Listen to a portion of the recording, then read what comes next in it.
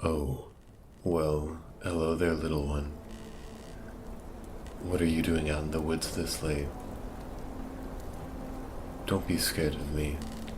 I know I'm big, but I promise I'm harmless. Are you lost? I could help you find your way if you tell me where you're going. Oh, you look sad, little one. What happened? Come, sit by the fire with me. It's okay, I promise I won't hurt you. Here, have my coat. It's nice and warm. You must be freezing.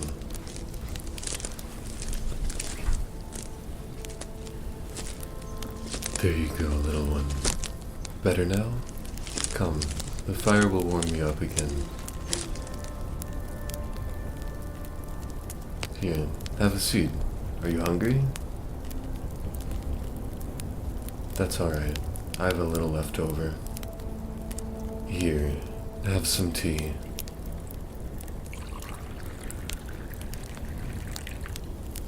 May I sit with you? Now eat, little one, and be careful. Don't burn yourself, please. If you don't mind, you can tell me what brought you out here after dark with such little equipment. You look like you ran away on a whim. You did, didn't you? Did you have trouble at home? Shh, little one. I apologize for prying. But don't cry. You're safe now. You don't have to talk unless you want to. I'll keep you safe. You'll be okay. Oh, you poor, poor thing. You can sleep here for the night. Tomorrow, I can take you to the next town over. There, we'll find you work and a place to stay. Sound good? And don't worry, I'll make sure you sleep safe and sound tonight. I'll be right there when you need me. It's okay, little one. I really don't mind. I'm just glad I can help. It must be terrifying, running away like this in the middle of the night. You're lucky you stumbled across me rather than a camp of thieves. Though I might not have much left to share, but I am more than willing to give whatever I do have. I can handle myself. I don't need much to survive. But don't worry, little one. You really aren't giving me much trouble. Now, eat, and let the warmth of the tea comfort you. Everything is alright now. How do you like the tea? Is it good?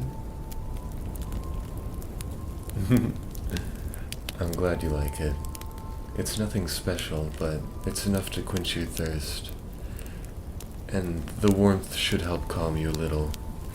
I always find that drinking takes the edge off difficult situations. Your body is busy, so it's a good distraction. For now, just focus on the flavors. Focus on the sound of the firewood crackling. Hear the wind rustling through the trees.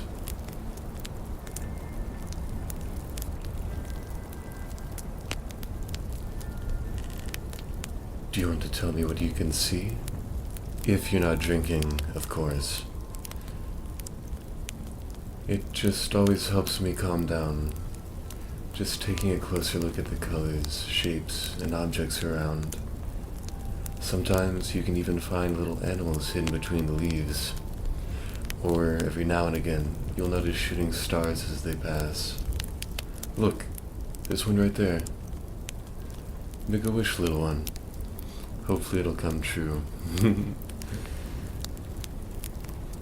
Are you still thirsty? No? That's good. Just hand me your cup. I'll take care of it. Are you sleepy at all? You look exhausted, little one. If you need comfort during the night, I could offer that. I've trained my body to be on high alert when I sleep, and I've rested enough to stay awake through tonight and guard you, if that's what you prefer. Cuddles? Alright, little one.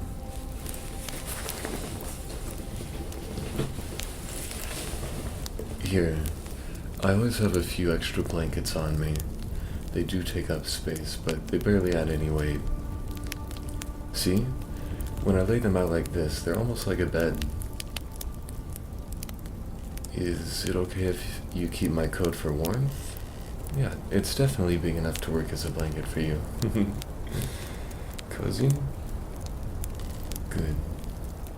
I'll just have this blanket here. You said you wanted cuddles? Alright then, kid. Just lay down and relax. You're safe.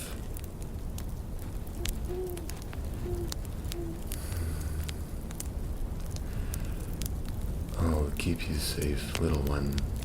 Everything will be okay. I'm right here, and as long as that is, I'll make sure you won't get hurt. Nobody will lay a hand on you. Not on my watch, little one. And I'll be staying right here.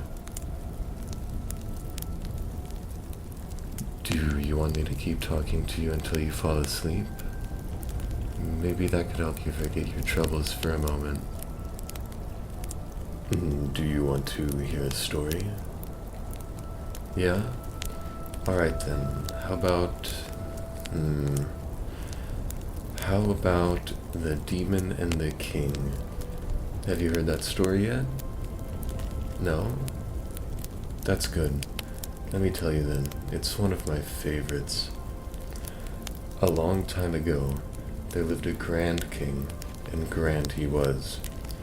He was the overlord of many domains, bringer of peace and liberator of people. He ruled his nations good and fair, treated his servants with decency, but demons he could not understand. A demon had once killed one of his closest men, a friend. So, filled with wrath and sadness, the king went out and swore he would kill any demon he'd come across. And so he did, finding these monsters and slaying them. But it never satisfied him. He never felt as though his friend had been avenged. But one day, the Mad King met someone who first became a companion and then a friend. And after some time with this new friend, the king was finally beginning to smile again, letting go of his madness and anger. He was finally able to find his old self again, kind and gracious, but his hate for demons lingered. Eventually, his close friend stepped before him, kneeled, and said, racked with guilt, "My dearest friend, you have become someone so important to me, I cannot keep lying to you like this. I love you, dear friend, but I have not been honest about who I truly am." And so, the dear friend revealed themselves to be a demon. All this time, they had been what the king had hated so passionately. The king was filled with rage and screamed, "So I was nothing to you?" "Dearest king, you are everything to me," replied the demon. And so they cried, because the king finally realized what he had become. A mere shadow of his former self. For the act of a single demon, he had slaughtered innocents, families, mothers, children. And so he, too, fell on his knees, and he cried, holding his dear friend close, begging for forgiveness. For he, too, had lied to himself. He had seen himself as righteous and fair, but now he'd come to realize he himself had become the thing he'd hated most. A vengeful demon, killing without mercy or reason. And that very day, the king gave up his crown, so that now his kindest daughter would rule the land. She was truly generous, and later went on to marry a demon ruling peacefully over their domain. And the king?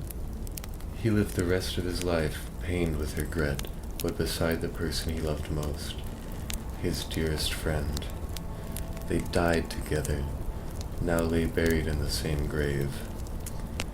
He had been a good king to his people, and in the end, he got to be a good partner to his beloved, but he never forgave himself. I like to think he is now a ghost, protecting good-hearted demons to make up for the suffering he caused in his lifetime. Now sleep well, little one, and regain your energy. Sweet dreams.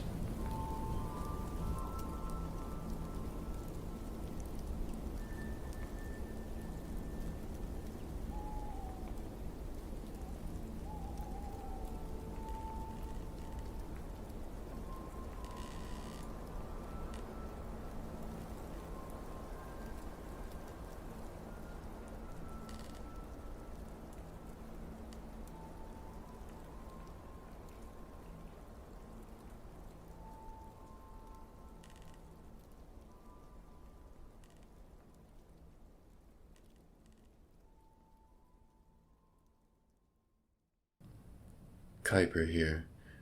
Thank you so much for listening to my first audio. If you enjoyed it, please consider liking and subscribing. Au revoir.